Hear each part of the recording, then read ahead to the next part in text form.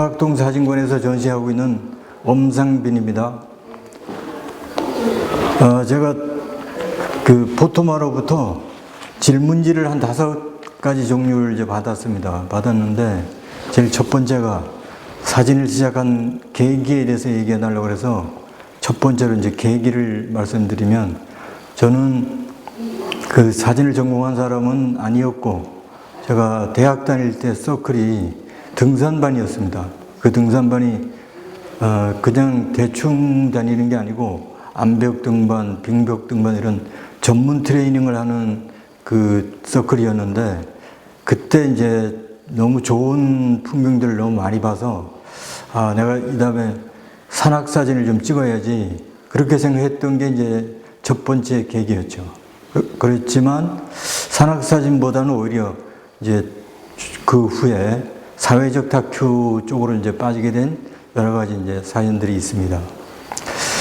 그리고 두 번째 제가 이제 질문 내용을 받기는, 지금 이제 서학동 사진관에서 전시를 하는 이 두만강 그 변 사람들, 이 두만강을 어떻게 찍게 됐는가, 이런 그 말씀을 이제 얘기하셔서 그걸 좀 말씀드리면, 2000년도 4월 28일이었는데 강원도 속초에서 동춘호라는 5,400만 톤급의 큰 배가 러시아 자루빈루를 통해서 백두산 항로까지 이어지는 그런 이제 배가 출항을 하게 됐는데, 그 배가 자루빈루로 가지만 자루빈루에서 한 30분 정도 가면 중국 훈춘시하고 이제 만나게 됩니다. 그래서 그 훈춘시하고 속초시하고 자연이 자매결연을 맺게 됐는데, 그 자매결연이 성사되고 2001년도부터는 그 문화예술인들이 서로 교류하면서 왔다 갔다 하게 됐어요. 그래서 저는 그때 당시에 그 민해총 강원도 회장을 하고 있을 때인데, 그 팀들하고 같이 1년에 한 번씩 4월 또는 6월 달에 훈춘을 이제 방문하는 거죠. 방문해서 그 노인들 영정사진 같은 거 찍어드리고, 또 청소년들 문학백일장 같은 거 해서 그 상금을 주거나 그런 걸로 이제 격려도 하고 뭐 여러 가지 이제 그런 사업을 했었는데, 그때 가게 되면 이 두만강을 자연히 이제 보게 되는 거죠. 근데 그게 그때 당시에 저한테는 울림이 굉장히 컸어요. 그리고 우리가 지금 남북이 갈려 있는 상태이기 때문에 두만강을 뭐 건너가거나 아니면 발을 담그거나 그런 거는 엄두도 못 내지만, 두만강을 바라보기만 해도 그 자체가 가슴이 막 뭉클뭉클하고 울컥울컥했죠. 그래서 그 후에 한 4년 이렇게 쭉 꾸준히 이제 문화교류 사업을 하면서 찍었던 거죠. 찍었던 건데, 두만강뿐만이 아니고 조선족 학교도 찍게 됐고, 또 거기는 훈춘시에는 조선족이 그때 찍을 당시에는 한 15만 인구가 됐었는데 조선족 인구가 42%였다고 합니다. 그러니까 뭐 절반 가까이가 조선족이죠. 그래서 그 시장이나 아니면 생활 공간에서 그 주민들의 어떤 생활상 그런 것도 찍고 여러 가지를 이제 찍었는데, 이 전시의 가장 이제 그 획기적인 어떤 찬스는 작년도에 4.27 판문점 선언을 했지 않습니까? 그때 이 두만강 사진을 이때 이제 보일 때가 왔나 보다. 그러고 이제 서둘러서 책도 내고 전시도 하고 이제 그렇게 된 거죠. 그러니까 지금 현재 여기는 26점이 걸려 있습니다. 그리고 26점 중에 25점은 흑백 젤라틴 실버로 직접 이제 프린트하고 했던 거고요. 또 밖에 이제 컬러 사진, 그 최근의 모습 한 장이 이제 컬러로 걸려 있습니다. 그리고 또 그 다음은 뭐 좀 어려운 이야기들이 이어질 것 같은데,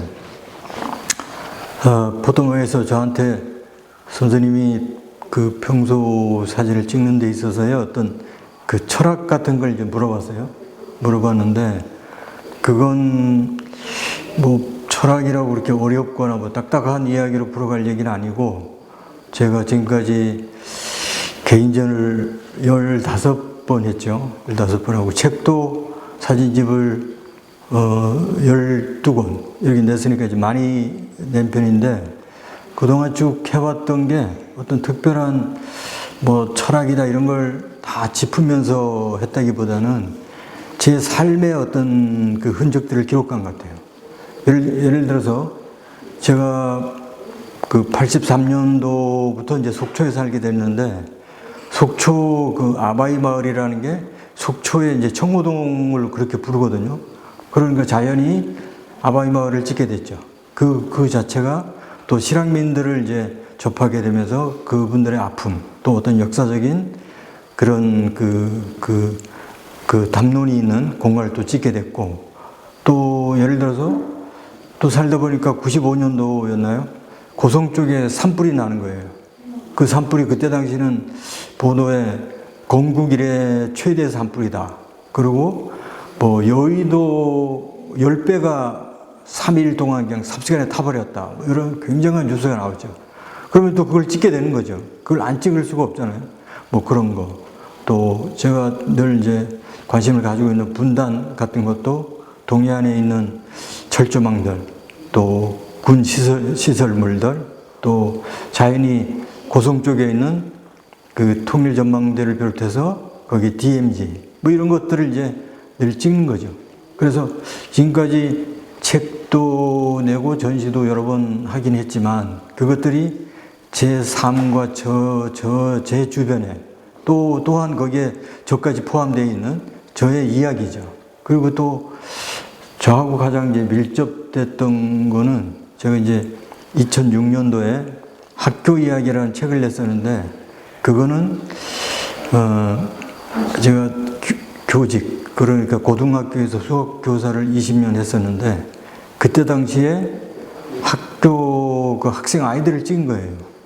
그러니까 뭐 교련하는 모습 또 체벌이 그때는 흔히 있을 때니까 체벌하는 어떤 장면들 또는 학생들의 뭐 여러 가지 그 흡연 또 담배빵 뭐 또 문신 뭐 그런 게 막 그때 범람할 때인데 그런 장면들 뭐 여러 가지 등등이 저하고는 아주 밀접해 있죠. 그리고 제가 그 철학이라는 말이 너무 아까 거창하다고 이제 얘기를 했는데 그냥 이제 편하게 얘기한다 그러면 제 주변에서 그리고 제가 흔히 가까이에서 찍을 수 있는 것들을 담았다는 게 이제 그런 걸로 이제 반증이 되는 거죠.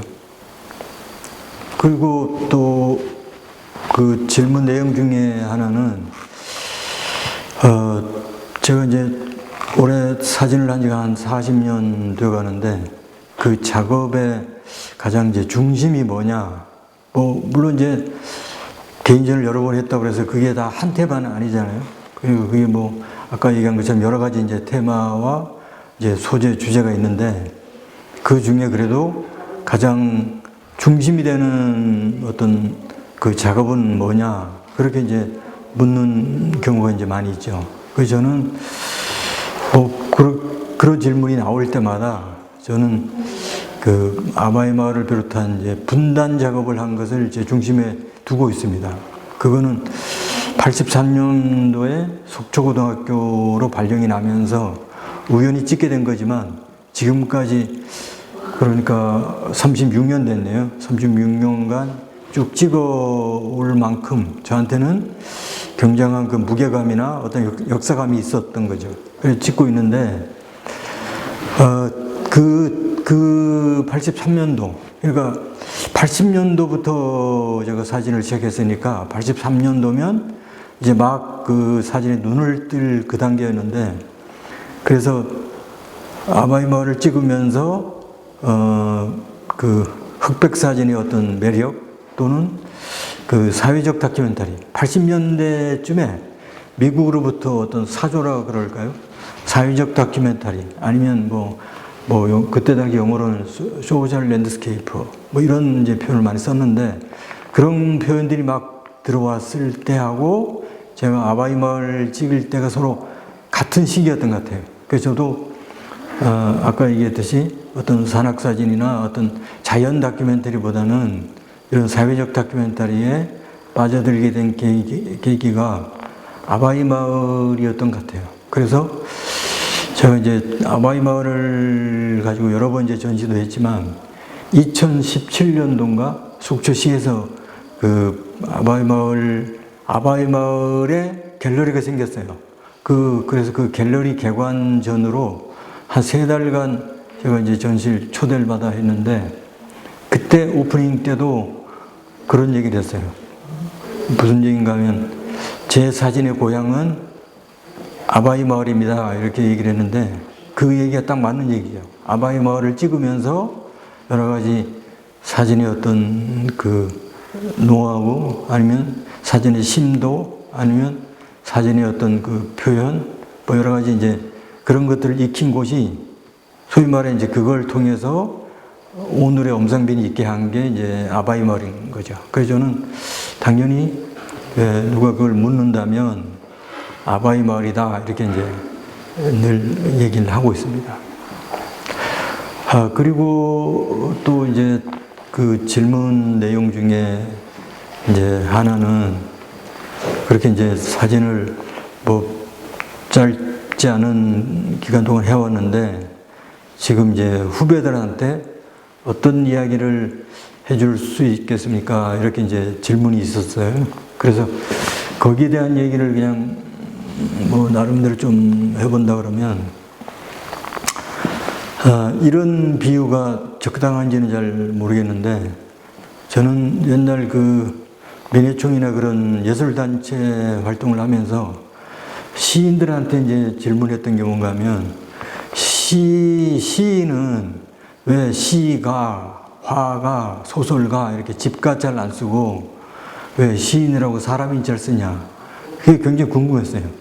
이제 그걸 묻곤 했었는데 그때 당시에 이제 제 또래 어떤 그 한 시인이 그래도 이제 명쾌한 답을 해줬던 것 같아요. 시인은 먼저 사람이어야 된다 하는 얘기를 했어요. 그게 이제 굉장히 설득력이 있었던 답이었죠. 그래서 저도 다큐멘터리 하는 분야는 적어도 작가가 사람이 먼저라는 생각을 합니다. 그래서 이 다큐멘터리 하는 어떤 그 대상이랄까? 그 주제나 아니면 대상을 그냥 단순한 어떤 피사체나 대상으로 볼 게 아니고 그거와 눈높이를 같이 맞추거나 자기가 거기에 그 같이 이렇게 마음을 서로 열지 않으면 그 다큐멘터리가 올바른 다큐멘터리가 아니라고 보는 거죠. 그래서 저는 후배들한테 아까 좀 얘기했듯이 시인을 왜 시가 이렇게 안 하고 시인이라고 했냐고 했듯이 적어도 다큐멘터리 하는 작업은 사람이 먼저여야 된다. 그러니까 작가가 그 대상을 그냥 취하는 어떤 피사체로 생각하지 말고 거기에 같이 그 동화되는 그런 작업을 했으면 좋겠다. 네. 염소 같아요. 저도 헷갈려가지고 이 건너가 이제 다 북한이에요. 네, 진짜 반대편에서 찍는 날 와야 되는데. 네. 이건 6월에 찍어서 여기 얼음이 없지만 4월 달에 찍었을 때는 여기 막 쫙 이렇게 있었는데 우리 같으면 4월에 개나리 피고 다 봄이잖아요. 여기 4월인데도 강에 얼음이 그냥 있을 정도니까. 깊이는 얼마나 될까요? 그건 안 들어갔어요. 여기 들어가면 총 맞죠. 네, 엄상빈 선생님은 수학동 사진관에 2번째 초대 전시를 하고 계세요.